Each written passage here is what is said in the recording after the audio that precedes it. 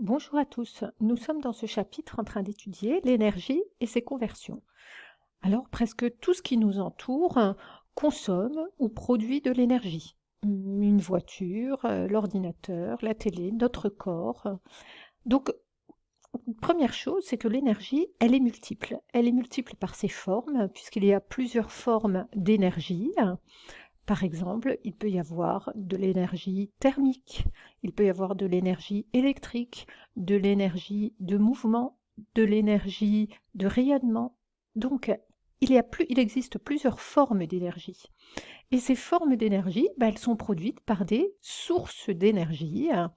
Donc, elle peut être produite par différentes sources d'énergie et on avait déjà vu les années précédentes que parmi les sources d'énergie, il y a des sources d'énergie qui sont renouvelables et des sources d'énergie non renouvelables. Donc les sources d'énergie renouvelables, ça peut être le vent, c'est quelque chose qui se renouvelle, qui ne va pas disparaître à l'échelle de l'humanité, le soleil, l'eau en mouvement, la biomasse, les arbres qu'on peut utiliser, replanter, et puis également la géothermie. Les sources d'énergie non renouvelables, c'est des choses qui vont s'épuiser, d'ailleurs prochainement. Le pétrole, l'uranium, le charbon, le gaz. Donc non renouvelables, on appelle également ces sources d'énergie des énergies fossiles. Alors principalement, l'énergie qu'on va utiliser à la maison, ce sera l'énergie électrique. Elle va permettre d'alimenter tous mes appareils électriques, elle peut me permettre de chauffer l'eau, chauffer un ballon d'eau, elle peut me permettre de chauffer pour cuisiner. Donc l'énergie électrique, c'est un point essentiel dans notre société. Et cette énergie électrique qu'on reçoit à la maison, elle est produite dans les centrales électriques. Donc, sur la séance du 23 mars, je vous avais demandé de regarder la vidéo sur le fonctionnement d'une centrale éolienne, le fonctionnement d'une centrale nucléaire, et on avait déjà vu ça les années précédentes. Donc, en fin de compte, on va essayer de comprendre comment fonctionnent ces centrales et comment est-ce qu'elles arrivent à produire justement de l'énergie électrique.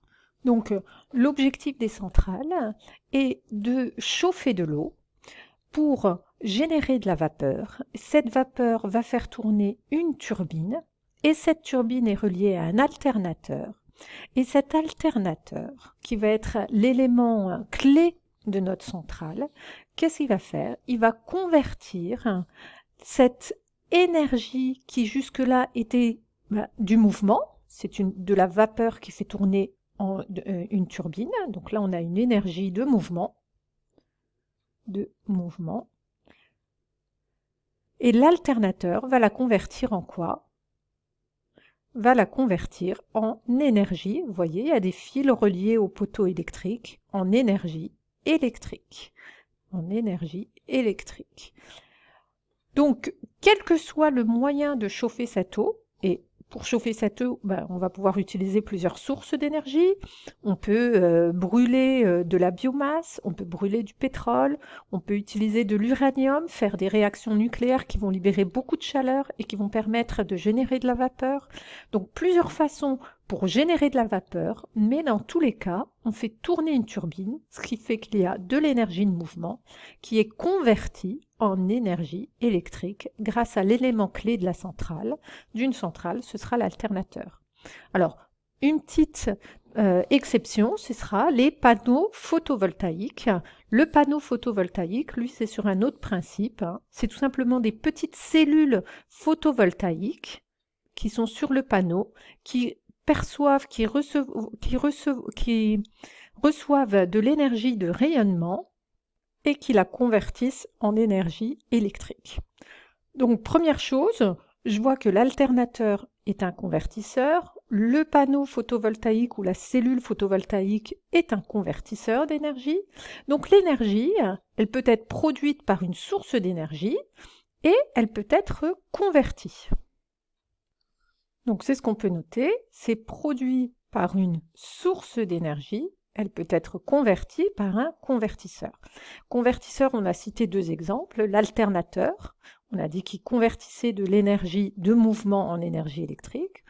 Ça peut être une cellule photovoltaïque qui convertit de l'énergie de rayonnement, qu'on peut aussi appeler énergie lumineuse, en énergie électrique. Alors, ce n'est pas les seuls convertisseurs et on ne trouvera pas des convertisseurs d'énergie uniquement dans des centrales électriques.